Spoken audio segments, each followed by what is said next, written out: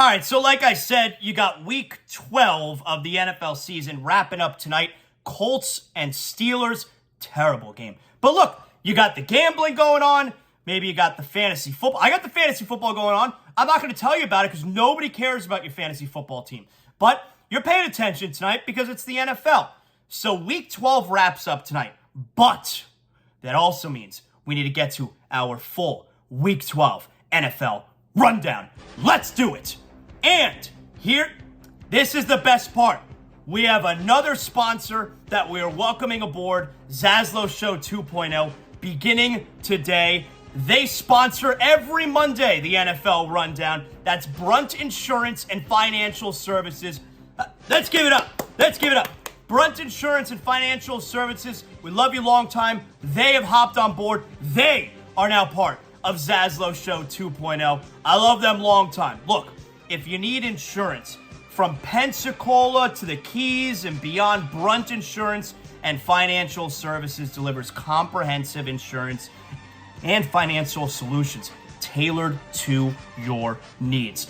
I have my homeowner's insurance with Brunt Insurance. I've had my homeowner's insurance with Brunt Insurance now for probably a decade, at least 10 years. Home insurance, car insurance, whatever you're looking for. The market out there is confusing. You let Brunt Insurance sort it all out for you. Fully licensed staff. They know the area. They live here too, all right? So you're not going to someone from the outside and they're trying to pick and choose and figure out what coverage you need. They know what coverage you need because they're right here also. Like I said, all of Florida they're servicing, from Pensacola to the Keys and beyond. At Brunt Insurance on Twitter, bruntinsurance.com, 954-589-2462. Like I said, I use our sponsors. All the sponsors on ZASLOW Show 2.0, I have a problem with my insurance. I just have a question with my insurance. I call 954-589-2462. I get Greg Brunt on the phone. I get the man on the phone. I got a question. I ask him right there. Boom. Thanks so much, Greg. And I'm on with my life.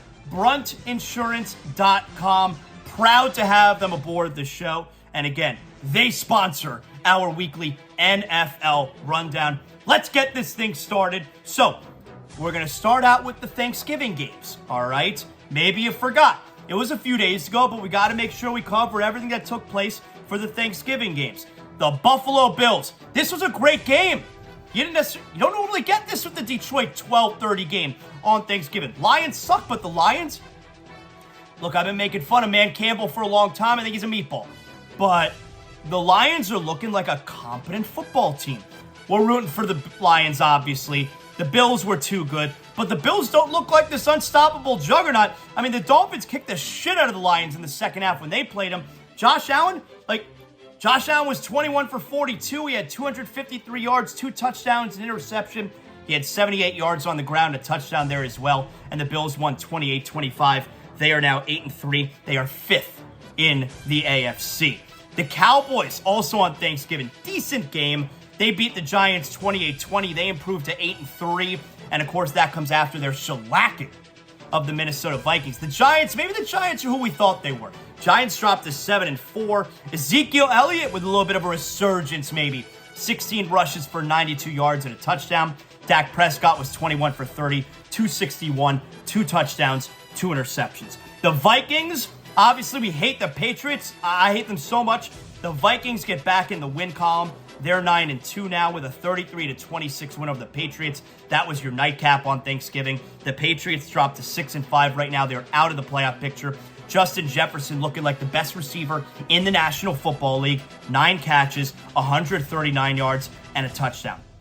Now we move along to Sunday's action. The Carolina Panthers, 23-10 over the Broncos, who are the most disappointing team in the National Football League. Nathaniel Hackett does not look like an NFL head coach, but more surprisingly, Russell Wilson. I mean, you can't sit here and say that he was masked by how good Seattle was, because Russell Wilson has been, he's had a Hall of Fame career. He's terrible.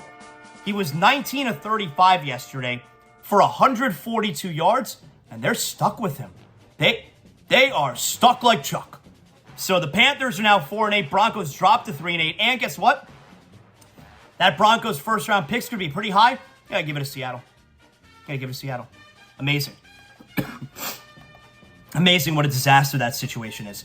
The Browns, one of the shockers of the day yesterday. The Browns, in overtime, stunned the Buccaneers. The last game before Deshaun Watson returned to the Cleveland Browns. The Browns improved to 4-7. The Bucs dropped to 5-6. They win in overtime against the Bucs, 23-17. Nick Chubb, 26 carries, 116 yards, and a touchdown. Tom Brady was 29 of 43, 246 yards, 2 touchdowns. A very damaging loss for the Buccaneers at 5-6. And of course, the next time we see the Browns, Deshaun Watson, he's back starting today, I think. Next time you see them, Deshaun Watson is going to be their quarterback. One of the games of the day yesterday, the Jaguars, a 28-27 win over the Ravens. They come from behind. Again, the Ravens, another fourth quarter blown lead. Another double-digit lead blown. I think all the Ravens' 4 losses, the Ravens are 7-4. I think all 4 of their losses are big blown leads, right? The Jags improved to 4-7. Trevor Lawrence, 29 for 37, 321 yards, 3 touchdowns. He leads the game-winning drive and then the game-winning 2-point conversion. Marvin Jones with the catch. Excuse me. And Lamar Jackson, 16 of 32 for 254 yards and a touchdown. But it's Trevor Lawrence looking like a stud, finally. And the Jags got a little something going there now with their 4th win of the season. How about the Jets? Mike White, 22 for 28, 315 yards, 3 touchdowns. Worst possible outcome for Zach Wilson. You got to keep going with him. How can you not? They're now 7-4, the Jets, with a great offensive performance against the Bears. 31-10. Bears dropped to 3-9. There was no Justin Fields. And now the Jets are most likely going to go with Mike White moving forward. I'm just saying that. I don't know it for sure, but how could they not? The Bengals starting to look like the AFC champion again. The Bengals with a 20-16 win over the Titans. That helps the Dolphins as far as the standings go with the division winners. Both teams are now 7-4. The Bengals, they are number 6 in the AFC playoff picture. The Titans are number 3, right behind the Dolphins. Joe Burrow, 22 for 37, 270 yards. T. Higgins, 7 catches, 114 yards and a touchdown. They do it, of course, without Jamar Chase and Joe Mixon. The Washington Commanders, that's their name this year. They beat the Falcons 19-13. Washington is now 7-5. The Falcons dropped to 5-7, but totally still alive in that putrid NFC South. Brian Robinson Jr., 18 carries for 105 yards, 2 catches for 20 yards, and a touchdown. The Los Angeles Chargers, another game that came down to a game-winning touchdown and a 2-point conversion to win. It pays off for Justin Herbert, who is 35 for 47, 274 yards, and 3 touchdowns. The Chargers beat the Cardinals 25-24. Chargers are 6-5, still on the outside looking in as far as the AFC playoff picture goes. The Cardinals are 4-8. They suck. Kyler Murray was 18 for 29, 191 yards, 2 touchdowns, and an interception. He had 56 yards rushing and a touchdown. Cliff Kingsbury is a lock to be fired. And again, I've said this before, I don't know how good Kyler Murray is. The Raiders, how about 2 straight W's, right?